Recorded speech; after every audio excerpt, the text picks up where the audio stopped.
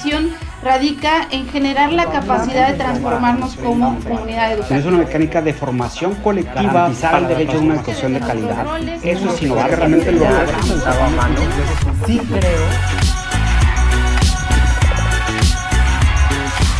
Bienvenidas y bienvenidos a La Brújula Educativa, un podcast de Radix Education. Hola, ¿qué tal? Espero que estén muy bien. Bienvenidos y bienvenidas. Esta es La Brújula Educativa. Mi nombre es Eric Ramírez, soy el CEO de Radix Education y estaré, como siempre, acompañado de Raúl Carlín. Bienvenido, Raúl. Gracias, Eric. Muchas gracias por la introducción a un episodio más de este programa. Yo soy Raúl Carlín y soy manager de proyectos y narrativa en Radix Education. Y les recuerdo que junto con Eric y muchas otras voces a las que recibimos como invitadas en cada uno de estos episodios, al igual que lo hacen las brújulas, trazamos la ruta que queremos transitar hacia la mejora educativa tanto en lo local como en lo global.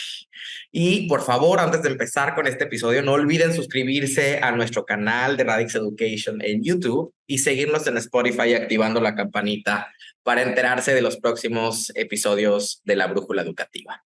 Y para hablar del tema del día de hoy, que es educación universitaria y mercado laboral, le damos la bienvenida a Michelle Infanzón. Ella es consultora de pobreza y educación en el Banco Mundial. Hola, bienvenida, Michelle, qué gusto. Hola, Raúl. Pues muchísimas gracias por invitarme a este espacio de diálogo. No saben lo contenta que estoy de estar con ustedes y bueno, también de compartir, aunque sea de manera asíncrona con el público y con todos los que ven La Brújula, ¿no? Entonces, bueno, pues feliz de estar acá. Mil gracias. No, gracias a ti. Y estoy seguro que este va a ser un episodio increíble. Tenemos particularmente una audiencia de universitarios que estoy seguro que encontrarán muy interesante el tema del día de hoy, que como decíamos hace un momento es educación universitaria y mercado laboral, y sobre todo cómo estas dos cosas deberían de intersectarse, ¿no? Entonces hoy creo que nos vamos a preguntar si sucede en realidad, si no sucede, por qué y cómo podríamos mejorar precisamente esta relación. Pero creo que algo que quisiera pedirte de partida, Michelle, es que nos pudieras ayudar a entender qué relación debería existir a tu juicio entre estas dos cosas, ¿no? Entre la educación universitaria y el mercado laboral. ¿Cuál es esa relación ideal? ¿Cómo lo ves en tu mente en el escenario en el que estas dos cosas dialogan entre sí y una funciona para la otra y viceversa? Súper, sí. O sea, mira, a mí el sector de la educación universitaria es súper interesante, ¿no? Porque como en cualquier otro nivel educativo, pues desde luego buscamos que la educación sea o sea, que al final desarrolla al individuo, ¿no? Tanto a nivel intelectual como a nivel personal, ¿no? Eso, pues, de cualquier nivel educativo. Pero justo la educación terciaria creo que es un caso único respecto de los otros niveles educativos, porque además de como este desarrollo de habilidades intelectuales y de conocimientos, también se ha vuelto como en este vínculo esencial entre el egresado, el estudiante y el mercado laboral de hoy en día. No, y en ese sentido, como que sí la educación se ha vuelto una promesa a la que le hemos apostado muchísimo en los últimos años, ¿no? O sea, como que siempre tenemos en la cabeza esta idea de, pues, si todos vamos a la universidad, pues vamos a salir adelante, ¿no? O sea, y como de decirlo de una manera, la promesa de la educación universitaria es que la educación universitaria va a desarrollar habilidades, conocimientos, competencias en sus estudiantes que les van a permitir ser, eh, lo llamaría como agentes de cambio en nuestra sociedad, ¿no? Y esto, pues, ¿qué quiere decir? Que es una promesa que va de doble vía. O sea, por un lado, esperamos que el estudiante entre a la universidad, adquiera estas habilidades y esas habilidades, una vez que salga de la universidad, le permitan aplicar a varios trabajos, ¿no? Le permita aplicar a varios trabajos acorde a lo que él estudió, que sean trabajos que lo permitan desarrollarse profesionalmente y que también sean trabajos que le retribuyan, o sea, o que le den, digamos, el salario acorde a esa inversión que realiza no solo él, sino también su familia y sus comunidades, ¿no? Porque hay un montón de esfuerzo. Entonces, la idea es como voy a aprender habilidades, estas habilidades me van a llevar al mercado laboral y pues ahí me voy a desarrollar. Y mi familia va a estar mejor y mi comunidad va a estar mejor. Y luego del otro lado, la moneda de esta relación, pues también las sociedades, como estamos invirtiendo en estos estudiantes y la idea es que ellos entren al mercado laboral y a través de no solo de su trabajo, pero pues también de su creatividad, de su innovación, de sus ideas, contribuyan a que, digamos, de primera mano sus empresas estén mejor, ¿no? Pero que al mismo tiempo, pues estas empresas contribuyan a que tengamos un México más próspero y más que vaya avanzando. Entonces, pues ya, ¿no? O sea, para mí es eso, es como, ¿cuál es la relación? Pues debería ser una relación de ayuda mutua y de muchísima promesa para que sigamos adelante, ¿no? Y creo que pues, todos un poco por eso entramos a los que estudiamos universidad, por eso lo hicimos, ¿no? Era como, esto nos va a sacar adelante a nosotros, a nuestras familias y vamos a estar contribuyendo a la sociedad. Y bueno, ahí lo dejo para no extenderme. Sí, no, totalmente, ¿no? Creo que algo que rescato de este primer comentario que nos hace Michelle es la palabra promesa, ¿no? Que es una palabra linda, pero que nos habla de eso, de una suerte de aspiración, ¿no? Eso ha sido en México la educación universitaria, el nivel superior en el sistema educativo en general, la promesa de una posible movilidad social, ¿no? Del progreso de los ciudadanos, que salten de un estrato social a otro, del acceso a ciertos derechos que desafortunadamente están, digamos, blindados para las personas que se gradúan de una licenciatura y demás. Entonces, digamos que estamos en el terreno de la utopía, ¿no? De la promesa, de la aspiración. En ese sentido, en ese marco, Eric, ¿cómo sumas a lo que nos comenta Michelle? Creo que también hay que rescatar y algo que dijo Michelle, cosa que es muy importante, ¿no? Esta parte del crecimiento personal y el mercado laboral. Tú como individuo creces cosa profesionalmente, personalmente también, para entrar a un mercado laboral, sea de diferentes formas, ¿no? Por una parte, pudiendo ser empleado, pero también ser creador de repente de empleos, ser creador de diferentes líderes en diferentes campos que puedes también ayudar al contexto de México a desarrollarse, ¿no? Sí, esta conexión entre conocimientos teóricos que también incorporen habilidades prácticas y competencias digitales, yo creo que es importante comenzarlo a ver que no solamente la universidad está empujando conocimientos, sino también esos 4 años y medio desarrollan ciertas habilidades que de otra forma sería complicado el poderlas desarrollar solamente entrando al mundo laboral de forma inmediata, que es uno de los plus que de repente, y ahorita lo podemos discutir un poco más, porque sí es interesante cómo se está transformando la educación universitaria, ¿no? Cómo vemos si realmente estos 4 años y medio siguen siendo relevantes o no. Yo creo que ahorita Michelle será algo que me encantaría que pudieras contestar y ayudarnos a pensar en diferentes ideas y cómo esto está generando una mecánica para muchas universidades de transformación. Platicaba con una chica la semana pasada, con un estudiante, y ella me contaba que en cierta forma, cuántas clases lleva de forma digital, de forma presencial, prácticas profesionales y cosas que hace 10, 15 años eran completamente, creo que no existían tanto en la parte universitaria, ¿no? Entonces sí es importante ver que también las universidades están viendo cómo se transforman, aún con muchos candados en ciertas cosas como que muy fuertes, pero creo que la educación superior en México está en un momento de cambio significativo, se está tratando de adaptar, pero todavía no sabe cómo salir, cómo sacar la cabeza para ver qué monstruo nuevo va a ser la educación universitaria, y cómo va a fomentar esta parte, en cierta forma, la innovación, el emprendimiento, la responsabilidad social, ¿no? Y finalmente también algo que Michelle comenta y que no lo quiero dejar como pasar, es esta parte de responsabilidad social, cómo alguien que llega al sector universitario, alguien que se graduó de la universidad, en México es cerca del 18%, cómo puede ayudar a generar una cuestión social y un desarrollo dentro de México, ¿no? Es algo muy importante.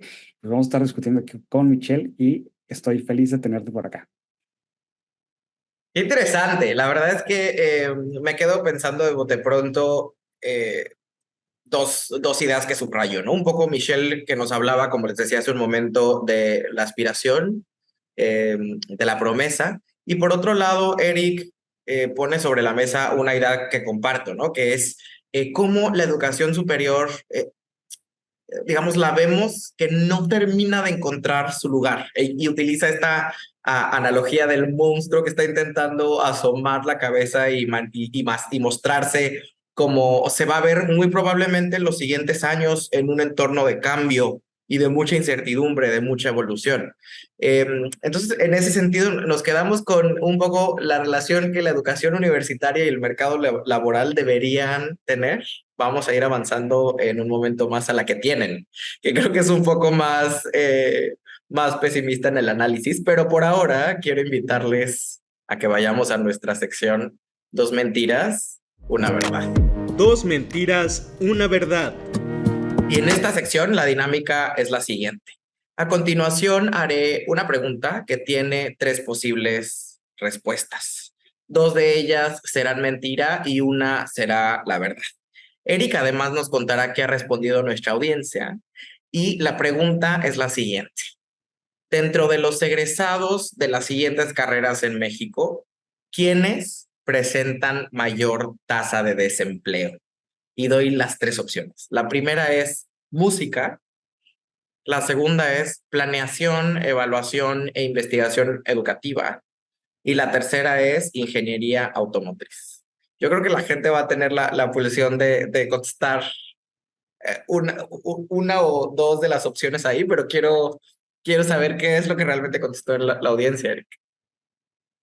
Pues es algo interesante, dado que, y sobre todo teniendo a ti, Raúl, aquí, que también eres músico, aparte de ser abogado, básicamente el 30% de los que respondieron escogieron la número 1, que es música, y el 70% dijo que planeación, evaluación e investigación educativa creen que es la que tiene mayor tasa de desempleo, ¿no? El 70%. Ingeniería automotriz, todo el mundo dijo que no, que está a salvo. Entonces, vamos a ver, Raúl, cuál es la verdad. Qué interesante. Creo que es de las 2 mentiras una verdad que más me han gustado, porque yo creo que ha sido fácil de saltar a la conclusión precisamente que saltó nuestra audiencia el día de hoy, ¿no? Por muchas razones. Y esto, debo confesarlo, me sorprendió mucho.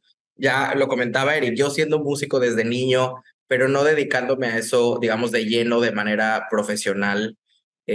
Recuerdo escuchar de muchos actores, ¿no? Siempre aquello de lo de estudia una carrera de verdad, ¿no? Como si estudiar música no fuera una carrera de verdad y no fuera algo a lo que te podrías dedicar a largo plazo. Entonces yo pensé que la respuesta iba a ser música, de 2 mentiras, una verdad, al igual que el 30% de nuestra audiencia, pero no. Paradójicamente, la respuesta es ingeniería automotriz. De estas opciones que presentamos, la ingeniería automotriz es la que presenta en México una mayor tasa de desempleo, con un 7.7% versus un 2.1% para música y 0.5% para planeación, evaluación e investigación educativa. Estos además son datos del IMCO, del Instituto Mexicano para la Competitividad, y eso me deja muy pensativo, muy reflexivo en términos de lo siguiente. Hace apenas un par de episodios le dedicábamos todo el programa, a hablar de la importancia en hacer énfasis dentro del sistema educativo al enfoque STEM. ¿Se acuerdan? Ciencia, tecnología, matemáticas e ingeniería, ¿no? Y decíamos, ojalá estuviéramos formando mucho más científicos, mucho más matemáticos, muchos más ingenieros, porque hacen falta. Pero con esta nueva información, bueno, más bien creo que estamos formando y graduando ingenieros y no sabemos qué hacer con ellos una vez que están ahí en el mercado buscándose un lugar y se quedan más bien pues varados en el desempleo, lo cual es alarmante en muchos sentidos. Y lo cual también me lleva a preguntarte, Michelle, ya que en esta primera intervención discutíamos sobre cuál era la relación ideal entre la educación universitaria y el mercado laboral. Creo que ahora vale la pena que pasemos a la relación real, o sea, cómo funciona hoy, ¿no? La educación superior, la universidad y el mercado laboral, ¿dónde están las falencias? Sí, mil gracias, Raúl. Pues sí, así justo creo que escogí esta pregunta porque creo que era un poco tricky, ¿no? Siento que todos asumimos pues, que ya, o sea, siento que siempre la promesa es de, pues voy a ser ingeniero y me va a ir súper bien, ¿no? Yo siento que lo que dices, un estudiante que va con su familia, oigan, ya me inscribí para ser ingeniero automotriz, están súper felices, mientras que el que le va a decir, oye, quiero estudiar docencia, pues les va a decir como, híjole, ¿no? A ver, no sé, piénsatelo bien y demás. Y entonces yo creo que algo de lo que me gustaría que habláramos hoy es que creo que tenemos que empezar a quebrar estas ideas de antaño que tenemos respecto a la educación superior, ¿no? O sea, que hay muchas cosas que creo que tenemos que pensar respecto a cómo mejorar la educación superior, pero creo que una de ellas es que tenemos dando cuenta que ya no estamos hablando de lo que sucedía hace 20 años. Y entonces, o sea, ¿qué sucede, no? Como el caso que hablábamos de los ingenieros, la realidad hoy en día es que una carrera universitaria, digamos, en ese sentido amplio, ya no te garantiza que vas a tener un mejor salario y ya no te garantiza que ni siquiera que vas a conseguir trabajo.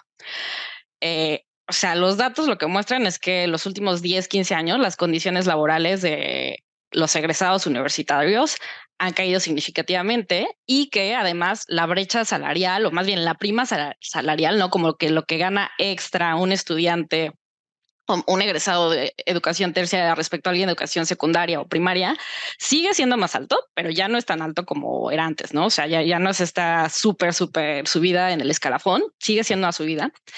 Y ahí tal vez importante decir, o sea, sí sigue siendo súper clave estudiar la universidad, en el sentido de que, por definición, en promedio, quien estudia una carrera universitaria va a ganar más, va a tener un mejor salario, va a tener más acceso al mercado formal de trabajo, va a tener mejores condiciones laborales en sentido amplio. Así que ojo que no le estoy diciendo absolutamente a nadie que no estudie la universidad, porque a mí sin duda me cambió la vida en muchos sentidos más allá del sentido laboral. O sea, creo que sigue siendo clave. Pero sí creo que tenemos que tener súper claro que estas relaciones ideales de las que habíamos hablado entre educación y mercado laboral son mucho más endebles de lo que creemos, ¿no?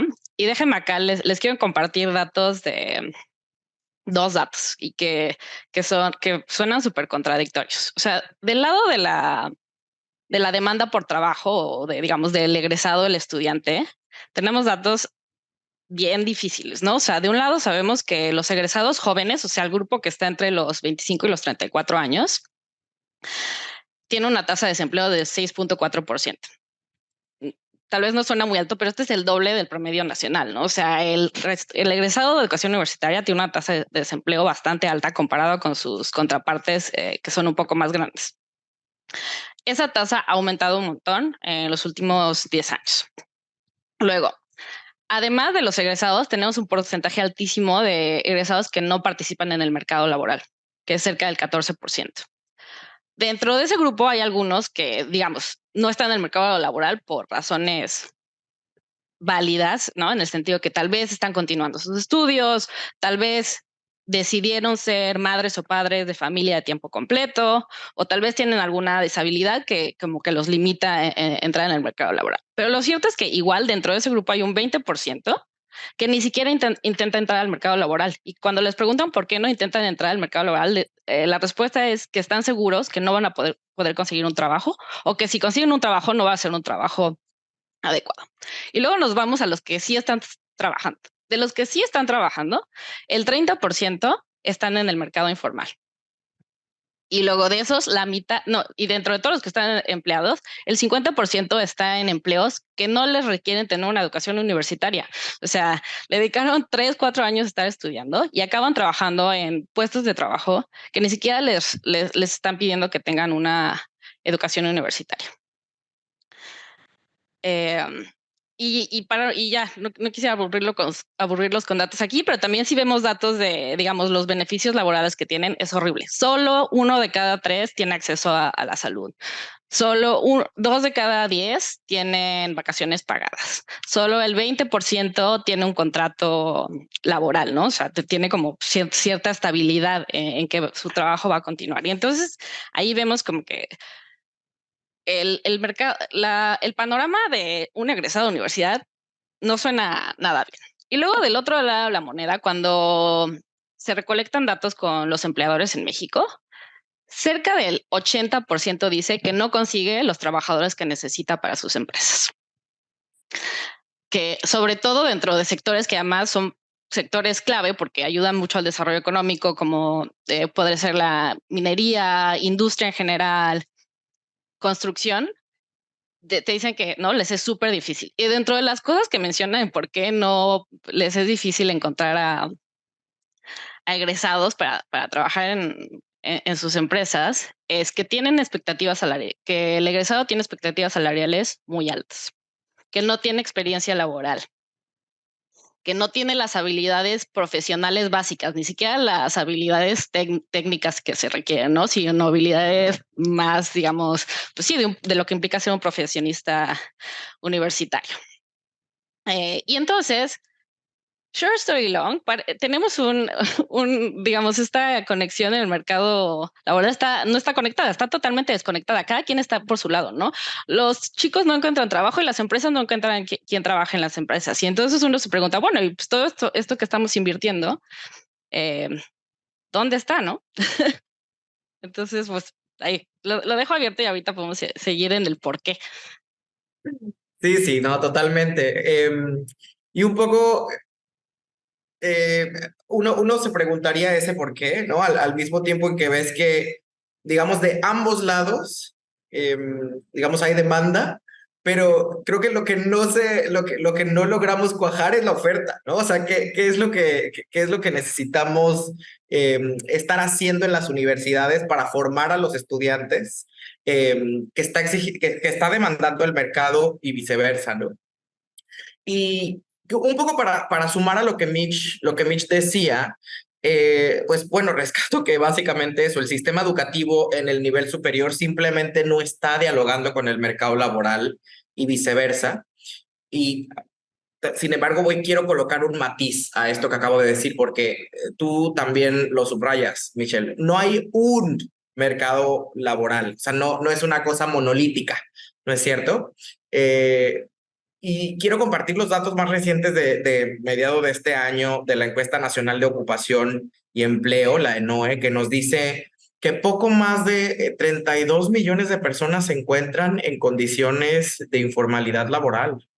Y sí, o sea, quiero decir que es el 55% de los trabajadores. O sea, más de la mitad de los trabajadores en México trabajan, se ocupan en el sector informal, con todo lo que eso implica, ¿no? O sea, con todo lo que implica en términos de cómo están desprovistos de derechos laborales que significarían en cierta medida, pues precisamente la concreción de esa promesa de movilidad social a la que hablamos, ¿no? Porque no puede haber promesa de movilidad social si un trabajador trabaja en el sector informal, pero solo percibe un sueldo que le alcanza para subsistir, ¿no? O sea, que le alcanza apenas para la subsistencia, ¿no? Y que no le da acceso, por ejemplo, a servicios de salud, a servicios de educación pública, vacaciones remuneradas, etcétera. Todo esto que te va, acceso a créditos, todo lo que te va permitiendo generar, digamos, una clase media, ¿no? Que seas un país de clases medias.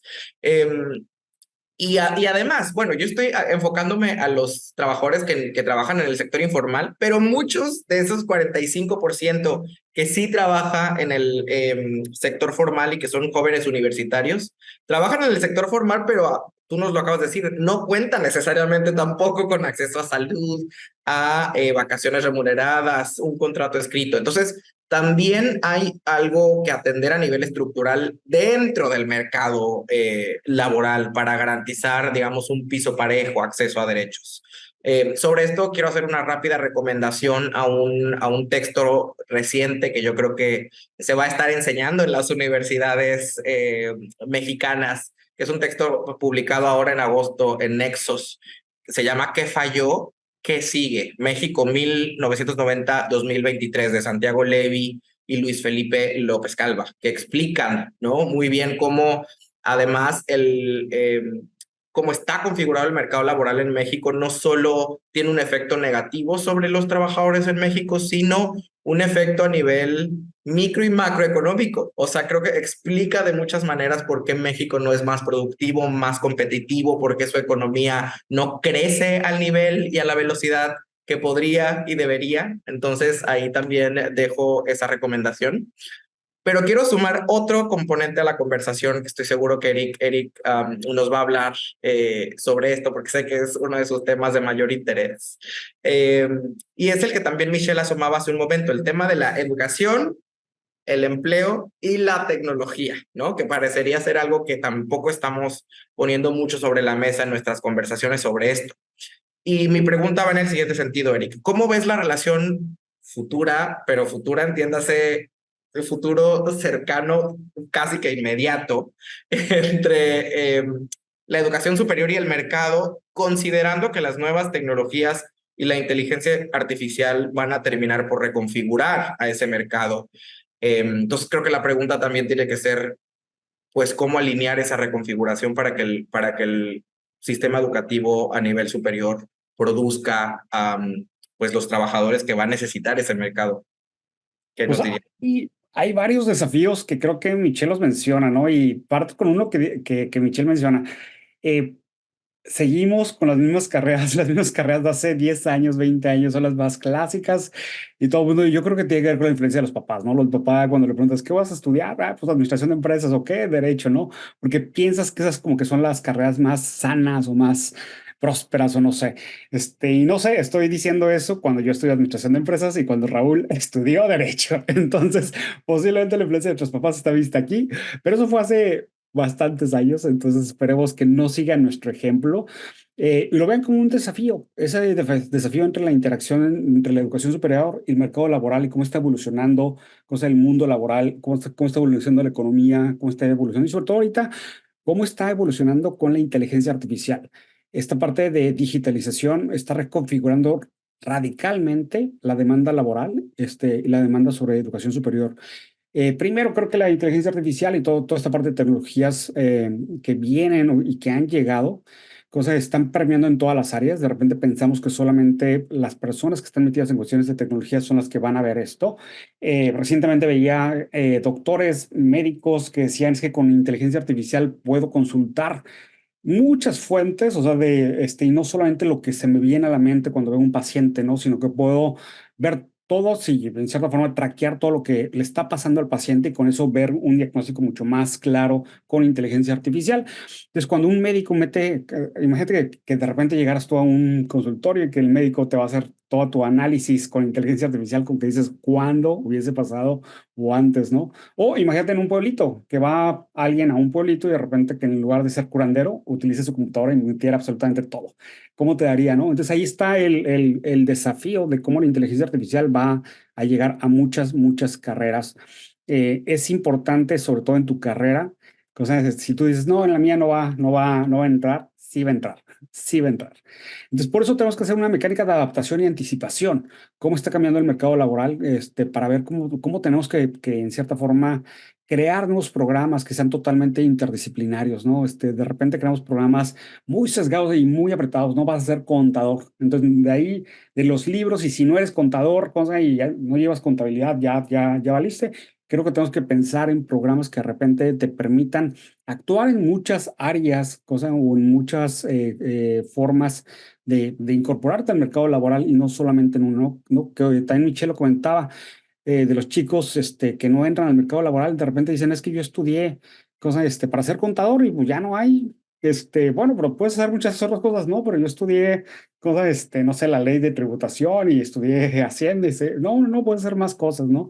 Entonces, por eso también es importante, ¿no? El ver que la tecnología, la educación, no solamente es entregar conocimientos, sino desarrollar, en cierta forma, diferentes herramientas digitales, ¿no? Con tecnología e inteligencia artificial, creo que algo que podemos hacer con los estudiantes, y creo que va a pasar más y más, esta mecánica de simulación de entornos laborales, para que veas cómo, en cierta forma, tu mente, tu experiencia puede irse a trabajar o puede irse a colaborar en muchas, muchas formas, ¿no? Creo que la inteligencia artificial va a permitir una mecánica de personalizar el aprendizaje para maximizar tu aprendizaje y el entendimiento de conocimientos para otras cosas, ¿no? Creo que también las universidades se tienen que enfocar por completo en esta parte de lo que decimos las habilidades blandas, ¿no? La creatividad, la resolución de problemas complejos, la inteligencia emocional, la adaptabilidad, creo que se están volviendo vitales para todo esto, ¿no? Y finalmente, regreso a lo que dice Michelle, no solamente es estudiar en la universidad para conseguir un empleo, también puedes crear tu propio empleo, también puedes ser emprendedor, o sea, ver la innovación, ver qué puedes crear. Solamente les doy un dato que recién salió ChatGPT y todo lo que hemos visto. En 6 meses se habían creado más de 1,000 empresas dedicadas a inteligencia artificial, al menos en los Estados Unidos, donde yo tengo mucho contacto, ¿no? Si eso está pasando por acá, por Estados Unidos, creo que puede pasar en México, pero tenemos que hacer esa mecánica de conexión mental. Bueno, pues ahí va. eh, déjenme ponerlo en estos términos, porque creo que también en México luego no nos atrevemos a soñar, pero ahí va un mensaje a todos los preparatorianos universitarios en México. Por favor, salgan e innoven y sean esas personas que compitan con las nuevas empresas de inteligencia artificial en Estados Unidos de América. Si no, creo que vamos a seguir precisamente reproduciendo, digamos, este ciclo de baja productividad, baja competitividad de la que hablábamos hace un momento. Pero vamos a la recomendación del día y regresamos. Conoce el informe sobre el futuro del empleo 2023 del Foro Económico Mundial. Este informe explora cómo las tendencias socioeconómicas y tecnológicas actuales configurarán el lugar de trabajo del futuro y cómo evolucionarán los puestos de trabajo y las competencias laborales en los próximos 5 años. Ingresa a es.wiforum.org para conocer todos los detalles sobre este informe. Pido la palabra. Y bien, ya estamos de vuelta en nuestro programa y con esta sección que nos encanta tanto, que se llama Pido la Palabra, la cual explico. Esta sección, acuérdense que pone sobre la mesa una pregunta que representa una situación hipotética que nos invita a la acción, ¿no? A dar solución a la problemática principal del episodio. Y la pregunta para el Pido la Palabra del día de hoy es la siguiente. Imagina que pudieras viajar en el tiempo. Y hablar con tu yo de 17, 18 años en su último año de preparatoria. ¿Qué consejo, recomendación o información le darías respecto a cómo elegir o iniciar su carrera profesional? Y sé, Eric, que aquí nuestra audiencia también contesta Pido la Palabra. Cuéntanos qué nos dice. Pues hay muchas muy buenas ideas. Tenemos a Manzarrón Ricardo. Él nos comparte que si tu pasión es bailar, pues estudia y sigue tu pasión de ser un bailarín profesional. El arte también paga muy bien cuando de repente le metes la pasión y el estudio. Mer dice, bueno, sí es cierto, pero también no solamente el gusto, sino también lo que también es funcional y lo que está pasando en tu entorno, qué está funcionando para tu mundo. Jess Aragón nos comparte ella que muchos caminos te pueden acercar a lo que es tu sueño. Entonces, no solamente como lo que comentábamos hace rato, ¿no? Que una carrera no te tiene que limitar, sino te tiene que abrir la mente para estar en muchos senderos. Katy Morab dice que tu pasión es lo que más te debe de mover. Tus gustos. Evelyn menciona, Evelyn 1604 menciona que es la base de tus gustos y tus conocimientos para elegir la profesión, que lo puedas también disfrutar, que no solamente no estudies y no lo disfrutes, que les pasa, y creo que he tenido muchas personas que estudiaron algo y que no les gustó y que era porque pensaban que el mercado laboral lo quería, pero ellos no querían. Ruby Celia Luis comenta que elijas estudiar también lo que te apasione, también viendo tus fortalezas y habilidades y así poder decidir. Adventure Bruns nos comparte que él recomendaría que es la primera de muchas decisiones profesionales, no tengas miedo a equivocarte y pues si la primera carrera no te deja, haz una certificación, haz otra cosa, haz una maestría completamente diferente. Pero pues bueno, los invitamos a participar en las dinámicas a través de nuestra cuenta de Instagram, @RadixEducation. Realmente queremos escucharlos para estar discutiendo aquí con ustedes todo esto. Muchas gracias, Eric, y muchas gracias a nuestra audiencia. Y me encanta esto que dice Adventure Bruns. No tengas miedo a equivocarte, porque al final, como dice Eric, pues siempre, digamos, puedes cambiar el sentido pues de tu vida conforme va pasando el tiempo, pero sí quiero resaltar, y ahorita que estaba leyendo nuevamente la pregunta, dije, es que claro, uno tiene 17 años cuando se enfrenta a esta decisión que tiene que tomar, que muy probablemente determina el resto de tu vida, ¿no? Si posteriormente no tienes las oportunidades o la audacia o lo que implique mover esa dirección. Y me quedo pensando cuánto apoyo tenemos en México los jóvenes de 17 o 18 años que se están enfrentando a esta decisión.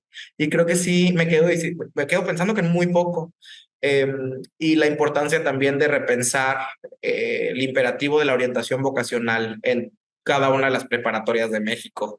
Pero una orientación vocacional sólida, fuerte, que realmente te ayude a explorar las opciones, que eso sería, digamos, mi respuesta a este pido la palabra. Si yo volviera en el tiempo, en esta máquina del tiempo, a mi yo de 17 o 18 años, yo le diría, explora tantas opciones como sean posibles, porque entre más conoces opciones, pues mayores herramientas tienes para tomar una decisión informada, ponderada, ¿no? Y cuando ponderes esas opciones y tomes la decisión, toma en cuenta, yo creo que 3 ejes y busca cómo esos 3 ejes se intersectan. El primer eje tendría que ser lo que sabes hacer, o sea, qué sabes hacer, para qué eres bueno, ¿no? ¿Dónde están tus habilidades? ¿Dónde están tus fortalezas?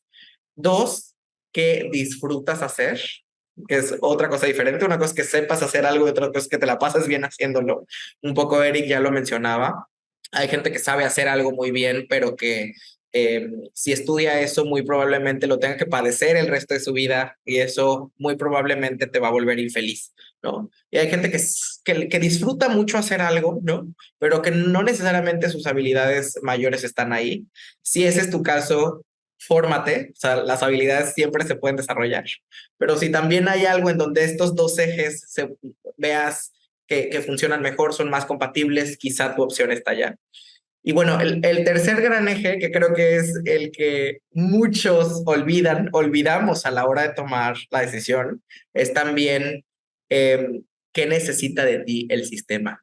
O sea, qué es lo que está demandando ese mercado que te da a ti una oportunidad de que cuando te gradúes puedas aplicar ahora lo que sabes, puedas emplearte, puedas ocuparte. Entonces, en resumen, 3 ejes: qué sabes hacer, qué te gusta hacer y qué necesita de ti el sistema. Ese consejo le daría a mí yo. Y cuando estaba preparando esto, estaba pensando si con ese consejo volvería a tomar la misma decisión, pero creo que eso da para otro programa y una lloradita colectiva para continuar. Michelle, ¿qué nos dices tú? Ay, muchas gracias, Raúl. O sea, yo creo que lo primero que me diría es que tengo que entender que si bien el mercado universitario medio nos vende esta idea de que todo está en cajitas, ¿no? Es como o eres abogado, o eres economista, o eres ingeniero, o no sé qué, y que ahí te queda así que un poco la estructura de los programas está diseñada así. En el fondo, el mercado laboral no tiene esas cajitas, ¿no? O sea, si nosotros vemos las carreras que hoy en día están en boga, o más bien los puestos de trabajo que hoy existían, ¿no? No es algo así como el 60% no existían hace 2 años y va a ser igual de cierto en 3 años, ¿no? Y entonces como que si uno se queda con esta idea de tengo que escoger una carrera que está así cuadradita, pues en el futuro uno ¿no? Set up for failure, o sea, entonces lo que me diría es como más allá de pensar, no, sí, buenísimo que pienses que te gusta, ¿no? Pero cuando piensas que te gusta en un sentido amplio, ¿no? No solo decir, ah, pues me gusta viajar, entonces turismo. No es, ¿por qué me gusta viajar? ¿Qué me gusta viajar? Ah, pues la verdad es que me gusta conocer otras sociedades, ¿no? Me gusta experimentar, me gusta conocer otros lenguajes. Entonces, ya cuando yo me doy cuenta que me gusta viajar desengloba en varias habilidades. Entonces, ya mi elección no tiene que ser necesariamente turismo, ¿no? Ya mi elección puede decir, ¿qué carrera me está proveyendo estas habilidades y estas competencias, ¿no? Y entonces eso implica también que cuando busquemos carreras, vayamos más allá del titulito. O sea, sí hay que ver cuál es el plan de estudios y si este plan de estudios me está dando oportunidades de lo que sé que el mercado laboral está exigiendo, ¿no? Si sé que me van a pedir experiencia, bueno, pues a ver si este programa me está ofreciendo prácticas laborales o prácticas dentro de la escuela, pero que impliquen que voy a tener una experiencia cuando salga al mercado. La otra eh, recomendación que me haría es que uno no sabe lo que le gusta hasta que lo hace, ¿no? Y entonces como de repente está bueno puede ser maneras muy sencillas, pero explorar. O sea, si yo digo que quiero ser contador, pues escríbele a tu primo el contador y dile, oye, ¿puedo pasar un día contigo en el trabajo? Para que en verdad estés consciente de qué es a lo que te estás metiendo, ¿no? E incluso si uno dice, no, pues a mí la biología no me gusta nada, bueno, nada pierdes hablando con alguien que es biólogo y saber cómo le está yendo y cuáles son sus perspectivas a futuro. Y por último, y esto va a ser también comercial, es que sí, y a veces creo que esto se nos olvida un montón, es sí tenemos que entender qué es lo que está ahí afuera, ¿no? O sea, nadie quiere llegar después de 5 años de meterle durísimo a ingeniería, descubrir que no va a conseguir un trabajo y que vas a acabar trabajando de técnico en algo que en lo que ni siquiera habías estudiado. Y entonces, ¿cómo podemos evitar esto? Pues hay que informarnos. O sea, hay que entender cuáles son las tasas de empleo, de desempleo, dónde trabaja la gente. Esto no quiere decir que híjole, el desempleo está bajísimo y entonces altísimo y entonces no me voy a meter, pero sí quiere decir que estás consciente de ello y tal vez como que truqueas tu carrera, decir, bueno, o sea, sí me meto en ingeniería porque me encanta las cosas técnicas y las matemáticas y demás, pero mira, pues resulta que ingeniería automotriz les va re mal, pero a los de TIC les va muy bien. Entonces, ¿qué tal si exploro esa opción? Como que igual y las habilidades y las cosas que me gustan también aplican a esa carrera. Y el comercial que iba a decir es, en verdad creo que la página de Compara Carrera del Instituto Mexicano de la Competitividad es lo mejor que hay en México en términos de darte como un muy buen panorama de qué está pasando en el mercado laboral y qué están haciendo, ¿no? Creo que enlistan cerca de 60 carreras. De acá salieron como varios de los datos que compartimos hoy en el episodio y pues, me parece, de menos dense ahí, pásense un par de horitas ahí viendo qué hay. Gracias, Michelle. Pues bueno, hay tarea para todos los papás, en cierta forma, que les pongan la página de Linko a sus hijos y que en conjunto también lo puedan checar. De repente un papá quiere que siga la tradición de que todos han sido doctores y que entonces todos los hijos tienen que ser doctores, ¿no?